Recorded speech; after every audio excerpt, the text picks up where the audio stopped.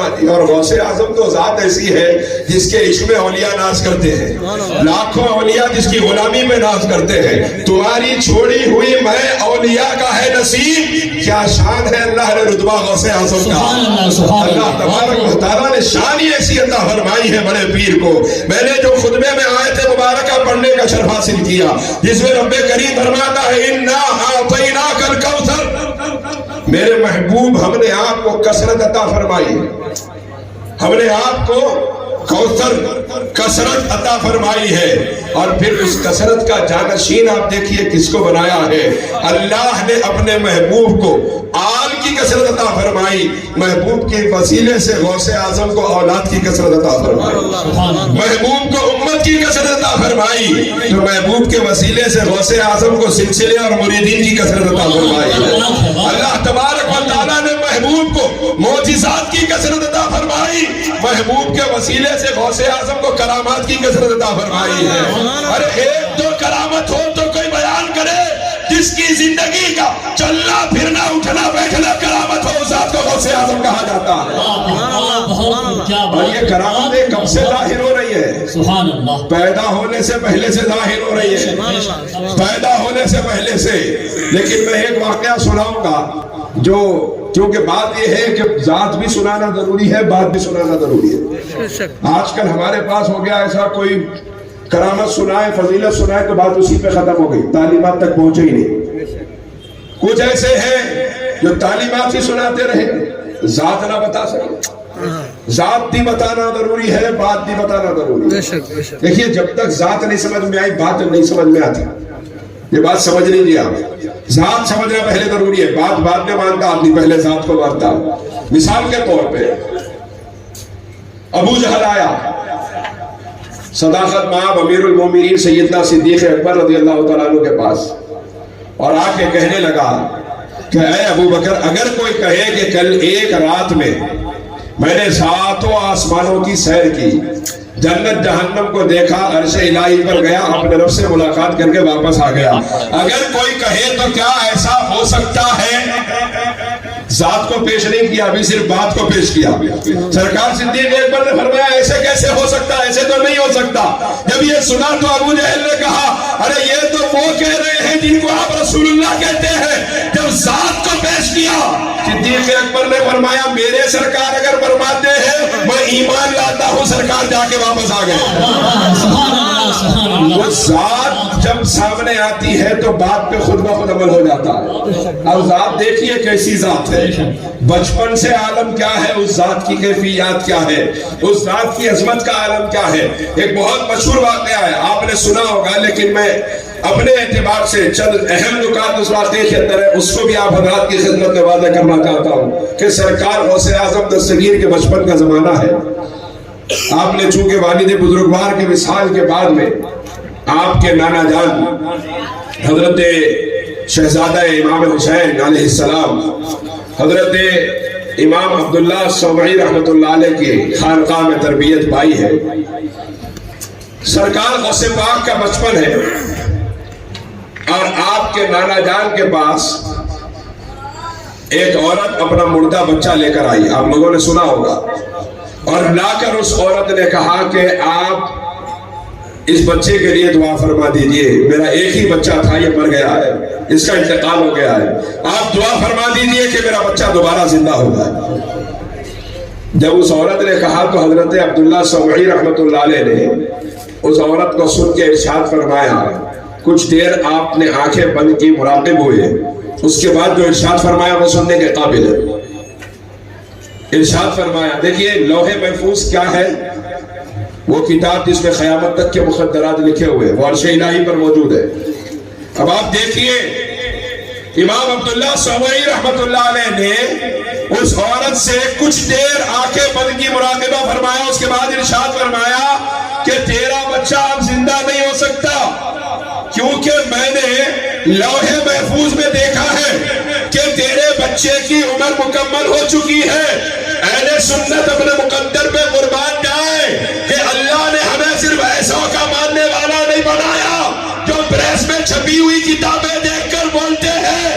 اللہ نے ہمیں ایسے اولیاء کا غلام بنایا ہے جو زمین پر بیٹھ کر لوح محفوظ دیکھ بھی لیا کرتے ہیں, سنا بھی لیا کرتے ہیں. سبحان اللہ, بہت خوب. آپ غور فرمائیے, زمین پر بیٹھ کر لوح محفوظ دیکھ بھی لیا کرتے ہیں, دنیا کو سنا بھی دیا کرتے ہیں. آپ نے ارشاد فرمایا کہ تیرا بچہ زندہ نہیں ہوگا, اور اپنے حجرے میں اندر تشریف لے گئے. وہ عورت روتی ہوئی بیٹھی ہے. سرکار پیران پیر روشن ضمیر حضور غوث اعظم دستگیر رضی اللہ تعالیٰ عنہ تشریف لائے. 6-7 برس 5-6 برس کی عمر شریف ہے. کھیلتے کھیلتے اپنے نانا جان کی خانقاہ میں تشریف لائے اس عورت کے قریب. اس سے ارشاد فرمایا کیوں روتی ہے؟ اب اس عورت سے جب غوث اعظم نے پوچھا ہے کیوں رو رہی ہے, تو اس عورت نے یہ نہیں سوچا ان کے بڑے کچھ بھی نہیں کر سکے تو بچہ کیا کرتا. سوال ہو سکتا نا, بڑے کچھ بھی نہیں کرے بچے سے کیا ہوتا, وہ منسٹر سے کچھ بھی نہیں ہوا, یہ وارڈ ممبر سے کیا ہوتا.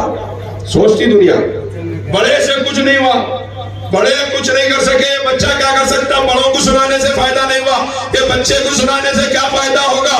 اس عورت نے نہیں سوچا. 5-6 برس کی عمر میں غوث اعظم نے پوچھا وجہ کیا ہے, کیوں رو رہی ہے. اس عورت نے یہ نہیں سوچا کہ بچہ ہے. وہ عورت جانتی ہے بچہ ضرور ہے, لیکن عام بچہ نہیں, کربلا والوں کے گھر کا بچہ ہے. عام بچہ نہیں, حیدر کرار کے خاندان کا شیر ہے. عام بچہ نہیں ہے, یہ اس خاندان کا بچہ ہے کہ اس خاندان کی غلامی ہی کائنات کو عزتوں سے نوازتی ہے. ارے یہ عام گھر کا بچہ نہیں, حقیقت یہ ہے کہ کائنات میں جتنے چمکے ہیں اور صبح قیامت تک چمکیں گے, رب کعبہ کی عزت کی قسم سیدہ فاطمہ زہرا کے گھر کے بچوں کے صدقے چمکیں گے. سبحان اللہ, سبحان اللہ, سبحان اللہ, بہت خوب. تکبیر, یا رسول اللہ, یا رسول اللہ. وہ عورت جانتی ہے یہ وہ خاندان ہے جس میں 6 مہینے کے بچے بھی میدان میں اتر جاتے ہیں. یہ وہ خاندان ہے جس کے 72 ہزاروں کے قدم اکھاڑنے کو کام آ جاتے ہیں. ارے یہ وہ خاندان ہے کہ نورانیت جس کے گھر کا طواف کرتی ہے, اور اس گھر کی نورانیت کی غیبیت کا عالم یہ ہے کہ تیری نسل پاک میں ہے. بچہ بچہ نور کا, تو ہے عین نور, تیرا سب گھرانہ نور کا. بہت خوب, بہت خوب, بہت اچھے. حیدر کرار کا لال ہے. بے شک. اس گھر کا بچہ بھی بچہ نہیں ہوتا. علی کا گھر بھی وہ گھر ہے کہ اس گھر کا ہر ایک بچہ, علی کا گھر بھی وہ گھر ہے کہ اس گھر کا ہر ایک بچہ جہاں پیدا ہوا شیر خدا معلوم ہوتا. عورت جانتی تھی خاندان حیدر کرار کا لال ہے, خالی نہیں جائے گی بات. اس عورت نے سنایا بچے کا انتقال ہو گیا, ہمیں تو دعا کے لیے لائی تھی.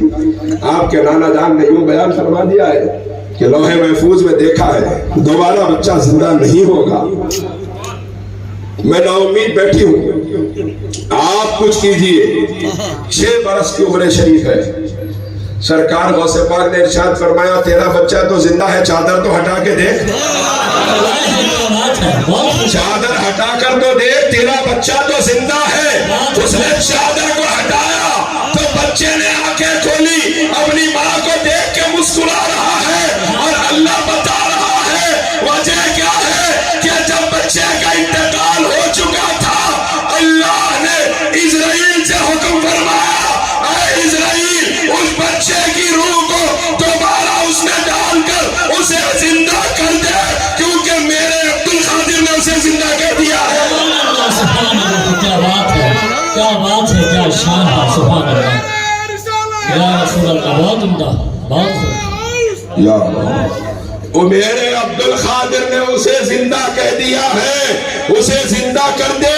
غوث اعظم کی قدرت کی شان اگر سمجھنا ہو تو اتنا سمجھ لیجئے کہ سرکار غوث اعظم وہ ذات ہے کہ خادر نے عبد القادر کو خادر بنا دیا.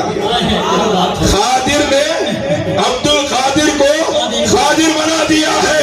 اعلیٰ حضرت نے فرمایا خادری کر, خادری رکھ, خادریوں میں اٹھا, خدر عبد القادر قدرت ماں کے واسطے. سبحان اللہ, سبحان. حضرات بات یہ ہے کہ خادر نے اپنے خادر کو قادر بنا دیا ہے.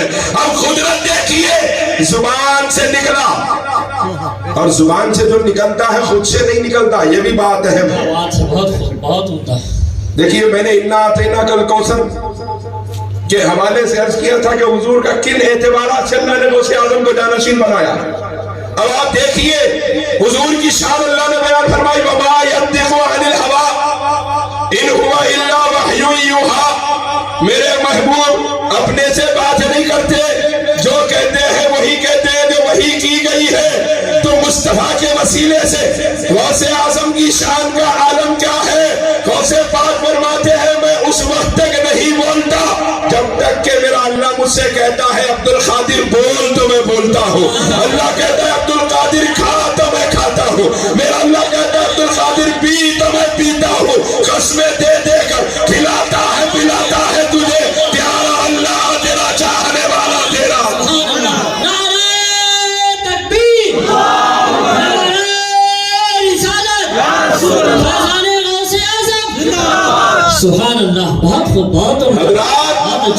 अब गौसे आजम ने कहा तो अपनी मर्जी से नहीं, गौसे आजम के तो कहते हैं कि मैं तो तभी बोलता हूँ जब हुक्म रब्बानी होता है, क्योंकि अल्लाह ने मुझे अपने महबूब की शान वमा यंतिकु अनिल हवा का भी जानशीन बनाया है। जब तक हुक्म नहीं हुआ मैं गुफ्तगू नहीं करता। अब जब सरकार वसीयत महाब ने अपनी करामत से उस बच्चे को जिंदा कर दिया, खुशी के मारे उस औरत की चीख निकली। ख्वाजा अब्दुल्ला सरवरी बाहर तशरीफ लाए। ये क्या हो रहा है? बाहर तशरीफ लाए और देखा मंजर देखा कि नवासे ने उस बच्चे को जिंदा कर दिया है। अब सुनिए, सरकार गौसे आजम के नाना ने यह नहीं फरमाया कि अब्दुल कादिर तुमने तो बड़ी करामत को जाहिर कर दिया, खुश नहीं हुए। इरशाद फरमाया अब्दुल कादिर इतनी कम उम्री में इस राज इलाही को बताने की क्या जरूरत थी, राज को जाहिर करने की क्या जरूरत थी? अब नाना लकड़ी लेके पीछे और सरकार गौसे आजम आगे दौड़ रहे हैं। दौड़ते दौड़ते शहर की लान के कब्रिस्तान में पहुंचे। गौसे पाक ने इरशाद फरमाया, कब्रिस्तान के दफीनों उठो, मेरी मदद करो। वहां तो एक बच्चा जिंदा हुआ, यहाँ जमीन और आसमान की निगाहों ने यह मंजर देखा। 300 मुर्दे कब्रों से निकल के आ गए, नाना और नवासे के दरमियान दीवार बन के खड़े हो गए।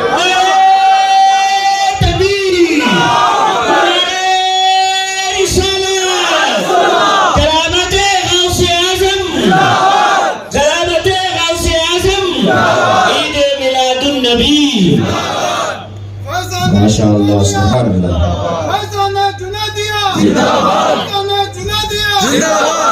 हजरात, वहाँ एक बच्चा जिंदा हुआ था, यहाँ 300 मुर्दे खबरों से निकल के ऐलान कर रहे हैं कि खादिर ने अब्दुल कादिर को खादिर बना दिया है। जो जुबान से निकल जाता है उसी वक्त पूरा हो जाता। सरकार गौसे आजम की जुबान में जब 300 मुर्दे निकले, हजरत ख्वाजा अब्दुल्ला सरवई ने अपना सर झुका के फरमाया, अब्दुल कादिर हम तुम्हारी मर्जी के सामने अपना सर तस्लीम खम कर रहे हैं। और हकीकत बताओ, सिर्फ अब्दुल्ला सरवई ने अपना सर तस्लीम खम नहीं किया, ये वो गौसे आजम है कि जब बगदाद की सरजमीन पे बैठकर इरशाद फरमाया, खदमी हादिही अला रखबती कुल्ली वली किल्ला, मेरा कदम रुए जमीन के हर वली की गर्दन पर है। तो शुमाल से लेकर जुनूब, मशरिक से लेकर मगरिब, जहां जो अल्लाह का वली बैठा था उसने अपनी गर्दन को झुका के ऐलान किया कि अब्दुल कादिर की जात वो जात है कि जिसका तलवा भी औलिया की गर्दनों से ऊंचा होता है। जिसका तलवा भी, वाह क्या मर्तबा है बाला तेरा, ऊंचे ऊंचों के सरों से है कदम आना तेरा। अल्लाह तबारक व तआला ने सरकार को शान हैसियत फरमाई कि हर जमाने के औलिया जिसके दरवाजे पे अपनी जबी साई करते नजर आए हैं, हर जमाने के औलिया जिसकी चौखट पे गदागरी करते नजर आए हैं। अरे आप देखिए, सरजमीन दक्कन जिसके आस्ताने का सनखा उतारा खाती है, वो सरकारे बंदा नवाज के सुमराज शाहबाज बुलंद परवाज जब बारगाह गौसे आजम में रुजू होते हैं